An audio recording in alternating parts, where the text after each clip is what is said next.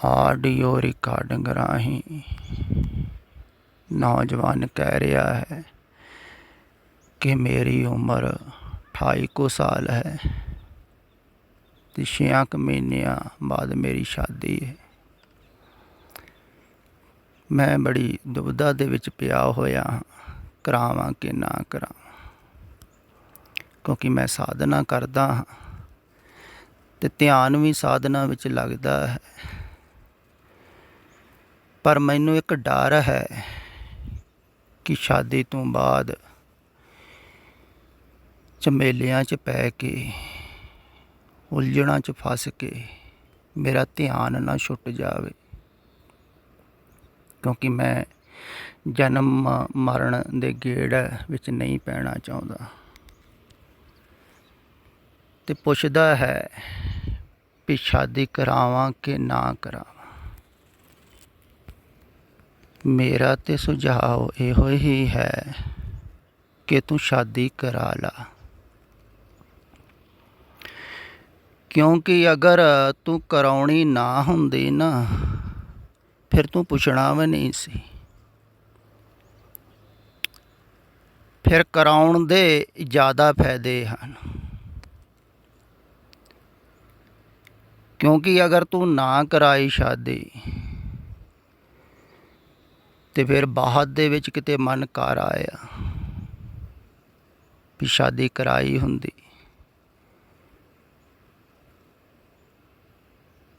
ਅਤੇ ਫਿਰ ਉਮਰ ਨਿਕਲ ਜਾਣੀ ਹੈ। ਜਿਹੜੀ ਉਮਰ ਸੰਸਾਰ ਨੂੰ ਜਾਣਨ ਦੀ ਹੈ ਨਾ, ਉਸ ਉਮਰ 'ਚ ਹੀ ਸੰਸਾਰ ਨੂੰ ਜਾਣ ਲੈਣਾ ਚਾਹੀਦਾ ਹੈ। ਅਤੇ ਬਾਅਦ ਦੇ ਵਿੱਚ ਅਸੀਂ ਕਈ ਵਿਹੰਗਮ ਦੇਖੇ ਹਨ, ਉਹ ਬਹੁਤ ਪਛਤਾਉਂਦੇ ਰਹਿੰਦੇ ਹਨ, ਕਾਸ਼ ਸ਼ਾਦੀ ਹੋਈ ਹੁੰਦੀ, ਕਾਸ਼ ਅਸੀਂ ਪਰਿਵਾਰਾਂ ਵਾਲੇ ਹੁੰਦੇ। ਕਈ ਮੁੜ ਵੀ ਜਾਂਦੇ ਹਨ ਸੰਸਾਰ ਵੱਲ, ਕਿਉਂਕਿ ਜਿਹੜਾ ਪੱਖ ਦੇਖਿਆ ਨਹੀਂ ਹੈ ਉਹਦੇ ਵੱਲ ਮਨ ਆਕਰਸ਼ਿਤ ਹੁੰਦਾ ਹੈ। ਇਹ ਗੱਲ ਖਿਆਲ ਵਿੱਚ ਰੱਖਣ ਯੋਗ ਹੈ। ਕਈ ਬਜ਼ੁਰਗ ਨੌਜਵਾਨਾਂ ਨੂੰ ਸਮਝਾਉਂਦੇ ਰਹਿੰਦੇ ਹਨ, ਆਹ ਕੰਮ ਨਹੀਂ ਕਰਨਾ, ਪਰ ਉਹਨਾਂ ਨੂੰ ਪਤਾ ਨਹੀਂ ਹੈ ਕਿ ਸਮਝਾਉਣ ਨਾਲ ਸਮਝ ਵਿੱਚ ਥੋੜ੍ਹੀ ਆਉਂਦੀ ਹੈ ਗੱਲ, ਕਰਕੇ ਪਤਾ ਲੱਗਦਾ ਹੈ ਕੰਮ ਮਾੜਾ ਹੈ।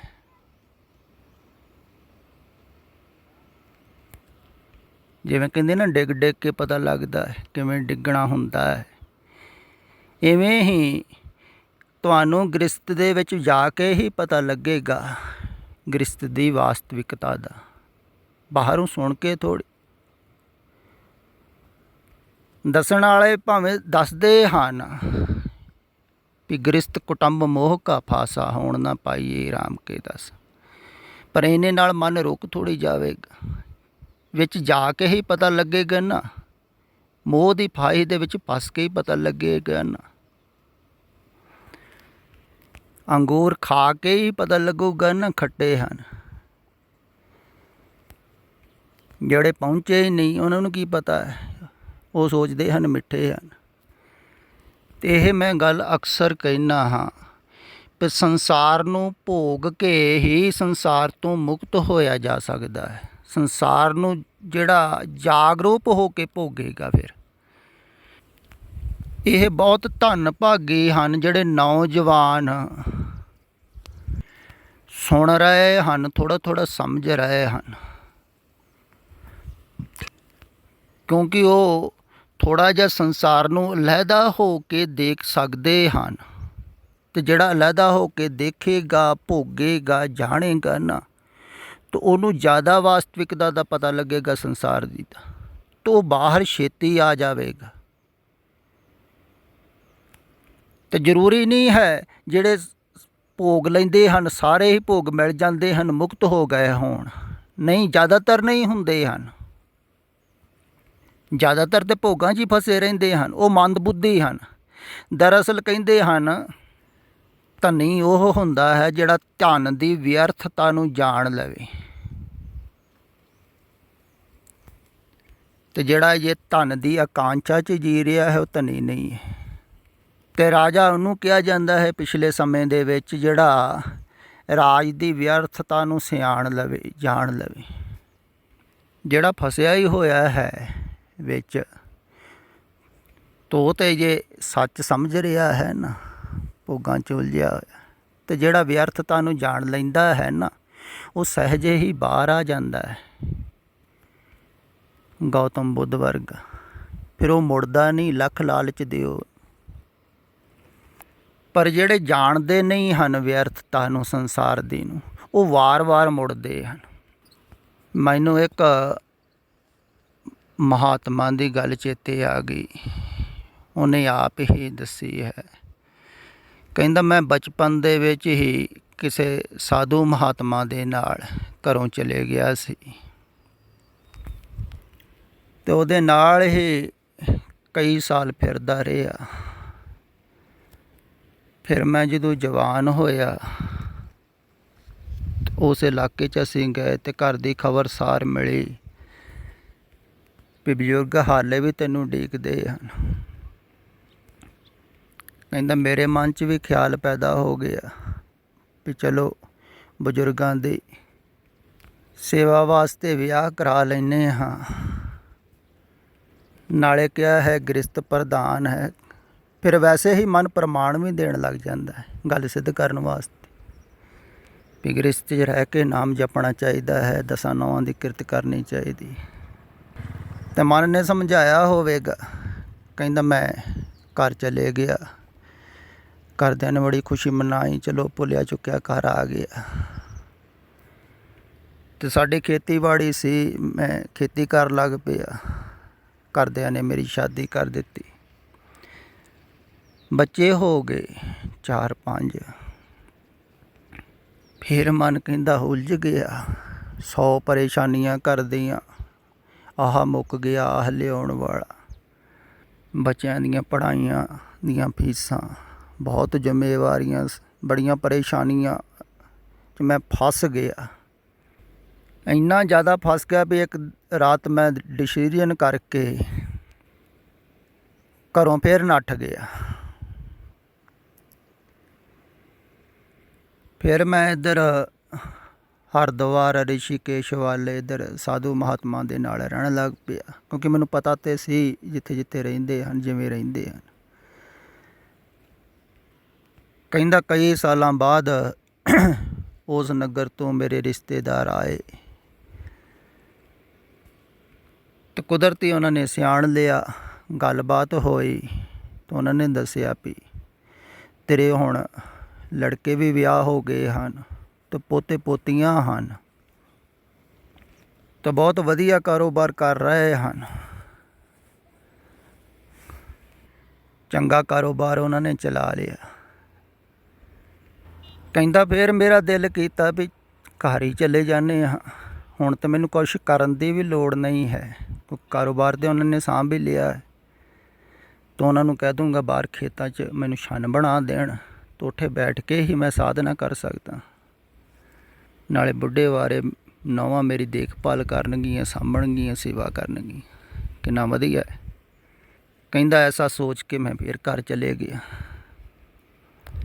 ਘਰਦਿਆਂ ਨੇ ਫਿਰ ਪਿਆਰ ਸਤਿਕਾਰ ਦਿੱਤਾ, ਮੈਨੂੰ ਵੀ ਚੰਗਾ ਲੱਗਾ। ਉਹਨਾਂ ਨੇ ਕਿਹਾ ਬਾਪੂ ਤੂੰ ਘਰੇ ਰਹਿ, ਤੇਰੀ ਬਹੁਤ ਜ਼ਰੂਰਤ ਹੈ। ਵੀ ਸਾਨੂੰ ਜਾਣਾ ਆਉਣਾ ਪੈਂਦਾ ਹੈ ਅਤੇ ਘਰ ਕੋਈ ਵੀ ਨਹੀਂ ਹੁੰਦਾ ਹੈ, ਜਿੰਦੇ ਲਾ ਕੇ ਜਾਣਾ ਪੈਂਦਾ ਹੈ। ਅਤੇ ਕਹਿੰਦਾ ਮੈਂ ਘਰੇ ਰਹਿਣ ਲੱਗ ਪਿਆ। ਕਹਿੰਦਾ ਨੌਵਾਂ ਨੇ ਮੈਨੂੰ ਪੋਤੇ ਪੋਤੀਆਂ ਖਿਡਾਉਣ 'ਤੇ ਲਾ ਦਿੱਤਾ, ਕਿਸੇ ਨੂੰ ਸਕੂਲੇ ਛੱਡ ਕੇ ਆਉਣਾ, ਕਿਸੇ ਨੂੰ ਲੈ ਕੇ ਆਉਣਾ। ਫਿਰ ਉਹਨਾਂ ਨੇ ਕਿਤੇ ਨਾ ਕਿਤੇ ਤੁਰੇ ਰਹਿਣਾ, ਅਤੇ ਦੇਖਭਾਲ ਘਰ ਦੀ ਜ਼ਿੰਮੇਵਾਰੀ ਸਾਰੀ ਮੈਨੂੰ ਸੰਭਾਲਣੀ ਪੈਣੀ ਜ਼ਿਆਦਾਤਰ। ਕਹਿੰਦਾ ਫਿਰ ਮਨ ਨੇ ਬਹੁਤ ਪਛਤਾਇਆ, ਸੋਚਿਆ ਵੀ ਤੂੰ ਫਿਰ ਆਣ ਕੇ ਫਸ ਗਿਆ, ਤੈਨੂੰ ਵਾਰ-ਵਾਰ ਪਰਮਾਤਮਾ ਕੱਢਦਾ ਹੈ, ਤੂੰ ਆਣ ਕੇ ਫਿਰ ਫਸੀ ਜਾਂਦਾ ਹੈ, ਉਸੇ ਮੋਹ ਪਿਆਰ ਦੇ ਵਿੱਚ ਤੂੰ ਫਿਰ ਫਸ ਗਿਆ। ਕਹਿੰਦਾ ਹੁਣ ਮੈਂ ਆਖਰੀ ਵਾਰਾਂ ਘਰੋਂ ਨਿਕਲਿਆ, ਅਤੇ ਹੁਣ ਅਜੇ ਵੀ ਮਨ ਦਾ ਭਰੋਸਾ ਨਹੀਂ ਹੈ।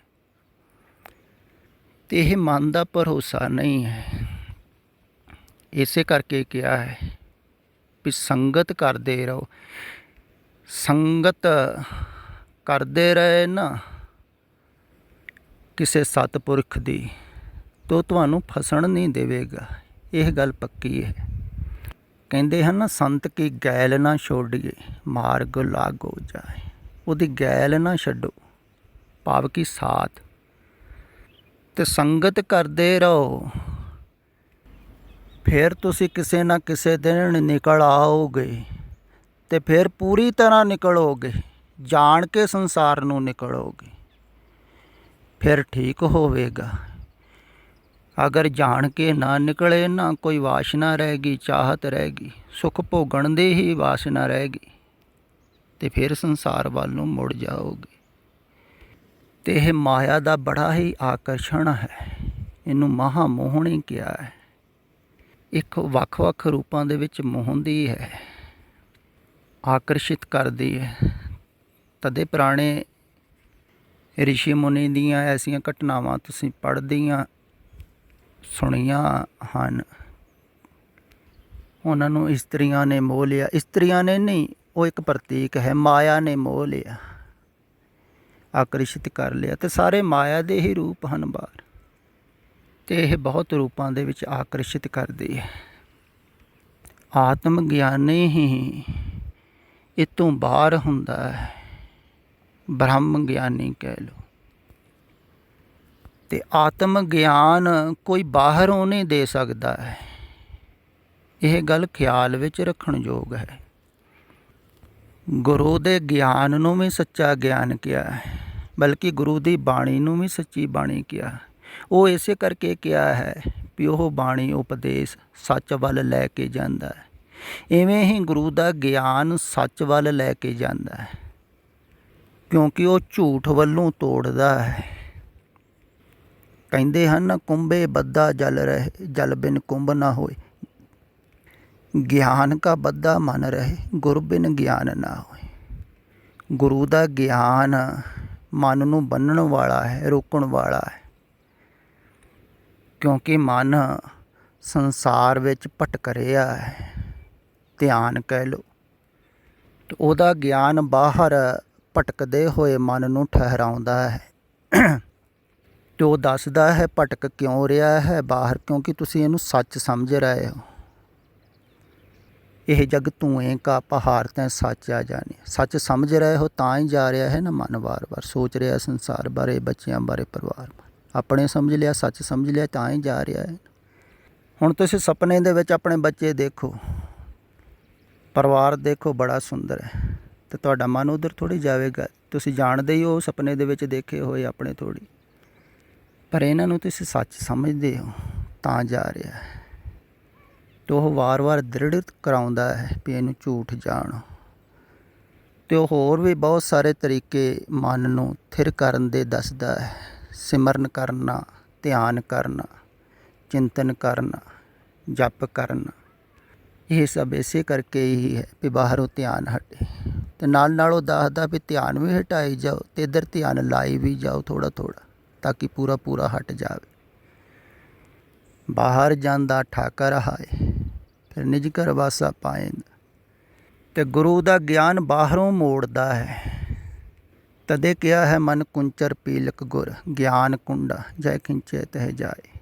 ਵੀ ਮਨ ਹਾਥੀ ਵਰਗਾ ਹੈ, ਸਾਡੇ ਕੋਲ ਵੱਸ 'ਚ ਨਹੀਂ ਆਉਂਦਾ, ਪਰ ਗੁਰੂ ਨੂੰ ਹਾਥੀ 'ਤੇ ਬਿਠਾ ਦਿਓ ਤਾਂ ਆਪਣੀ ਛੋਟੀ ਜਿਹੀ ਕੁੰਡੀ ਦੇ ਨਾਲ ਹੀ ਮੋੜ ਲੈਂਦਾ ਹੈ, ਪਰ ਬਿਠਾਓਗੇ ਤਾਂ ਮੋੜੇਗਾ ਨਾ। ਅਤੇ ਜਦੋਂ ਪੂਰਾ ਇਹ ਧਿਆਨ ਮੁੜ ਗਿਆ, ਤੁਹਾਡੇ ਅੰਦਰ ਨੂੰ ਚਲੇ ਗਏ ਤੁਸੀਂ ਆਪਣੇ ਸਰੂਪ ਵੱਲ, ਉੱਥੇ ਹੀ ਆਤਮ ਬੋਧ ਹੋਵੇਗਾ। ਤੁਹਾਨੂੰ ਆਪਣੇ ਅੰਦਰ ਜਾ ਕੇ ਹੀ ਆਪਣਾ ਪਤਾ ਲੱਗੇਗਾ ਵਾਸਤਵਿਕਤਾ ਦਾ, ਬਾਹਰ ਦੂਸਰਿਆਂ ਦੇ ਦੱਸਣ ਕਰਕੇ ਥੋੜ੍ਹੀ। ਫਿਰ ਖਿਆਲ ਕਰ ਲਿਓ ਵੀ ਗਿਆਨ ਗੁਰੂ ਦਾ ਜਿਹੜਾ ਹੈ ਨਾ, ਆ ਸੱਤ ਵੱਲੋਂ ਤੋੜਦਾ ਹੈ, ਉਹ ਹੀ ਵਾਸਤਵਿਕ ਹੈ। ਜਿਹੜਾ ਗਿਆਨ ਕਿਤੇ ਜੋੜ ਰਿਹਾ ਹੈ, ਜਿਵੇਂ ਧਾਰਮਿਕ ਲੋਕ ਵੀ ਗਿਆਨ ਦੇ ਰਹੇ ਹਨ, ਭਾਵੇਂ ਉਹ ਸਤਿਪੁਰਖਾਂ ਦੇ ਉਪਦੇਸ਼ ਪੜ੍ਹ ਕੇ ਹੀ ਦੇ ਰਹੇ ਹਨ, ਅਗਰ ਉਹ ਕਿਤੇ ਜੋੜ ਰਹੇ ਹਨ ਬਾਹਰ ਕਿਸੇ ਧਰਮ ਨਾਲ, ਪਹਿਰਾਵੇ ਨਾਲ, ਖਿਆਲੀ ਗੁਰੂਆਂ ਨਾਲ, ਪਿਛਲਿਆਂ ਨਾਲ, ਤਾਂ ਕਿਤੇ ਜੋੜ ਰਹੇ ਹਨ ਨਾ, ਤੋ ਵਾਸਤਵਿਕ ਗਿਆਨ ਨਹੀਂ ਹੈ। ਜਿਹੜਾ ਗਿਆਨ ਤੁਹਾਨੂੰ ਬਾਹਰ ਜੋੜ ਰਿਹਾ ਹੈ, ਕਿਸੇ ਧਾਰਮਿਕ ਸਥਾਨ ਨਾਲ ਵੀ, ਕਿਸੇ ਨਾਲ ਵੀ ਬਾਹਰ ਤੁਸੀਂ ਜੁੜ ਰਹੇ ਹੋ, ਉਹ ਗਿਆਨ ਵਾਸਤਵਿਕ ਨਹੀਂ ਹੈ। ਵਾਸਤਵਿਕ ਸੱਚਾ ਗੁਰੂ ਦਾ ਗਿਆਨ ਉਹੋ ਹੀ ਹੈ ਜਿਹੜਾ ਕਿਤੇ ਵੀ ਬਾਹਰ ਨਹੀਂ ਜੋੜਦਾ ਹੈ, ਅਤੇ ਜਿਹੜਾ ਕਿਤੇ ਵੀ ਬਾਹਰ ਨਹੀਂ ਜੋੜਦਾ ਹੈ, ਸਾਰੇ ਬਾਹਰ ਨਾਲੋਂ ਤੋੜਦਾ ਹੈ ਨਾ, ਉਹੋ ਹੀ ਤੁਹਾਨੂੰ ਆਪਣੇ ਵਾਸਤਵਿਕ ਸਰੂਪ ਵੱਲ ਲੈ ਕੇ ਆਵੇਗਾ। ਅਗਰ ਤੁਸੀਂ ਬਾਹਾਂ ਫੜੇ ਹੈ ਤਾਂ ਉਹ ਤੁਹਾਨੂੰ ਕਿਤੇ ਵੀ ਭਟਕਣ ਨਹੀਂ ਦੇਵੇਗਾ। ਅਗਰ ਕੋਈ ਬਾਂਹ ਛਡਾ ਕੇ ਨੱਠ ਹੀ ਜਾਵੇ, ਮੁੱਖ ਹੀ ਮੋੜ ਲਵੇ, ਤੇ ਫਿਰ ਉਹਨੂੰ ਮੋੜਨਾ ਕਠਿਨ ਹੋਵੇਗਾ, ਕਿਉਂਕਿ ਜ਼ਬਰਦਸਤੀ ਅਸਤ ਵੱਲੋਂ ਨਹੀਂ ਕਿਸੇ ਨੂੰ ਮੋੜਿਆ ਜਾ ਸਕਦਾ। ਇਸੇ ਕਾਰਨ ਹੀ ਸਤਿਪੁਰਖਾਂ ਨੇ ਪ੍ਰੇਮ ਭਾਵਨਾ ਸ਼ਰਧਾ ਦੀ ਗੱਲ ਕੀਤੀ। ਪ੍ਰੇਮ ਨਾਲ ਸੰਬੰਧ ਹੁੰਦਾ ਹੈ ਅੰਦਰੋਂ। ਅਗਰ ਸ਼ਰਧਾ ਦਾ ਸੂਤਰ ਜੁੜਿਆ ਰਿਹਾ ਤੇ ਤੁਸੀਂ ਨਿਕਲੇ ਆਵੋਗੇ ਨਾ ਸੰਸਾਰ ਵਿੱਚ। ਤੁਸੀਂ ਇਉਂ ਸਮਝ ਲਵੋ ਵੀ ਨਿਕਲੇ ਹੋਏ ਦੇ ਨਾਲ ਅਗਰ ਤੁਸੀਂ ਜਿੰਨਾ ਜੁੜਦੇ ਰਹੇ, ਓਨੇ ਹੀ ਸੰਸਾਰ ਤੋਂ ਨਿਕਲਦੇ ਆਵੋਗੇ। ਮੁਕਤ ਪੁਰਸ਼ ਦਾ ਜਿੰਨਾ ਤੁਸੀਂ ਸੰਗ ਕਰਦੇ ਰਹੇ, ਜਿੰਨੀ ਗਹਿਰਾਈ ਦੇ ਵਿੱਚ ਕਰਦੇ ਰਹੇ, ਓਨੀ ਗਹਿਰਾਈ ਦੇ ਵਿੱਚੋਂ ਹੀ ਤੁਸੀਂ ਮੁਕਤ ਹੁੰਦੇ ਰਹੋਗੇ ਆਪਣੇ ਆਪ ਹੀ। ਇਹ ਸੰਗ ਦਾ ਅਸਰ ਹੈ। ਤਦੇ ਕਿਹਾ ਸਤ ਸੰਗਤ ਮਿਲ ਰਹੀ ਹੈ ਮਾਧੋ, ਜੈਸੇ ਮਧੂ ਮੱਖੀਰਾ, ਮਧੂ ਮੱਖੀਆਂ ਵਾਂਗੂ ਚਿਪਕੇ ਰਹੋ। ਅਤੇ ਮੈਂ ਕਹਿੰਦਾ ਹਾਂ ਜਾਓ ਸੰਸਾਰ ਵੱਲ, ਅਤੇ ਤੁਸੀਂ ਜਾਣ ਕੇ ਫਿਰ ਪੱਕ ਕੇ ਸੰਸਾਰ ਵਿੱਚੋਂ ਆਪੇ ਹੀ ਡਿੱਗੋਗੇ ਪਰਮਾਤਮਾ ਦੀ ਝੋਲੀ ਵਿੱਚੋਂ। ਪੱਕਿਆ ਹੋਇਆ ਇਹ ਫਲ ਪ੍ਰਵਾਨ ਹੁੰਦਾ ਹੈ। ਅਤੇ ਪੱਕੋ, ਡਰੋ ਨਾ ਝਮੇਲਿਆਂ ਤੋਂ, ਕਿਉਂਕਿ ਝਮੇਲਿਆਂ 'ਚ ਜਾ ਕੇ ਹੀ ਤੁਹਾਨੂੰ ਪਤਾ ਲੱਗੇਗਾ ਵਾਸਤਵਿਕਤਾ ਦਾ, ਸੰਸਾਰ ਦੀ ਦਾ। ਅਤੇ ਵਾਸਤਵਿਕਤਾ ਨੂੰ ਜਾਣ ਲਓ ਅਤੇ ਧੀਰਜ ਰੱਖੋ, ਕਾਹਲੇ ਨਾ ਪਾਓ, ਸੁਣਦੇ ਰਹੋ ਤਾਂ ਕਿ ਪਿਆਸ ਬਣੀ ਰਵੇ।